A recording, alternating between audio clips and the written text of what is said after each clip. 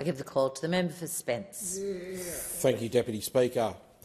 3,000 everyday Aussies, dads and mums, grandparents, police officers, nurses, school teachers, students, veterans, truck drivers, children. 3,000 everyday Aussies commit suicide every single year in Australia.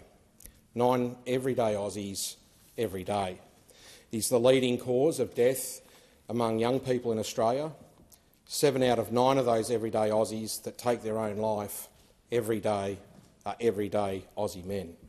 In fact, men aged 18 to 44 are the most at-risk group for taking their own lives. 75% of suicides have been accounted for by men.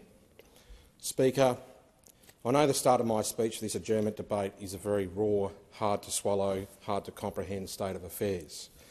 But I can tell you it is so much harder for the families of those who deal with the grief, the questions, the what-ifs every day after suicide impacts them. At home in South Australia, I recently attended a men's meals and mental health dinner. The event was run by the incredible Breakthrough Mental Health Research Foundation. John Mannion and his team from Breakthrough brought together 600 everyday Aussie men to talk, to confront a very serious issue.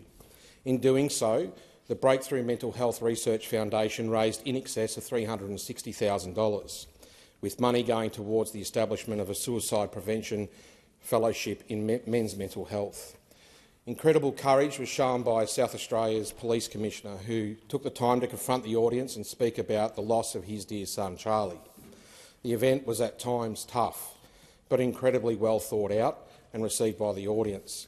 For me, the event was highlighted, though, by an audience-engaged activity called Step to the Line. It was through this activity, with 600 other men, that we gathered around the Adelaide Oval, face-to-face, encouraged to be brave, to be vulnerable, to step forward as a declaration, to identify to ourselves what thoughts and actions were affecting the 600 everyday men gathered there together that evening. In this moment, it brought up circumstances, events, personal feelings that I too felt, like the loss of my father. Following his passing, I had a period of time where I went down that rabbit hole, that place that takes you into a dark area, and you start to contemplate what's good in your life. And I have to say, my wife, who was one of my best friends at the time, it was her that helped pull me out of that dark hole and showed me the light and got me back onto the road to recovery so that I could get on with my life and continue to contribute the way that I do now. As I've stated earlier, suicide is the leading cause of death among young people in Australia. And upon reflection of my own journey, I knew coming to this place, as an elected member, this was something that I would have to confront and help to make change so that more support is available to young people. I'm incredibly grateful that the community I represent, the northern suburbs of Adelaide, will be home to a new Headspace Centre. Headspace is the primary national platform for young people aged 12 to 25 years old who are experiencing or at risk of mild to moderate mental illness. Headspace services provide care in 4 key areas: mental health, related physical and sexual health, alcohol and other drug support, and vocational services.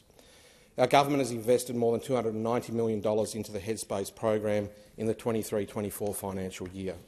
The new Headspace Centre, to be located in Gawler, is good news for local families and the whole community.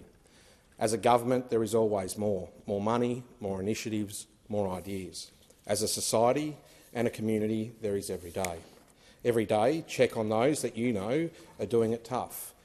Every day, to be kind to that hospitality worker running between customers to serve you.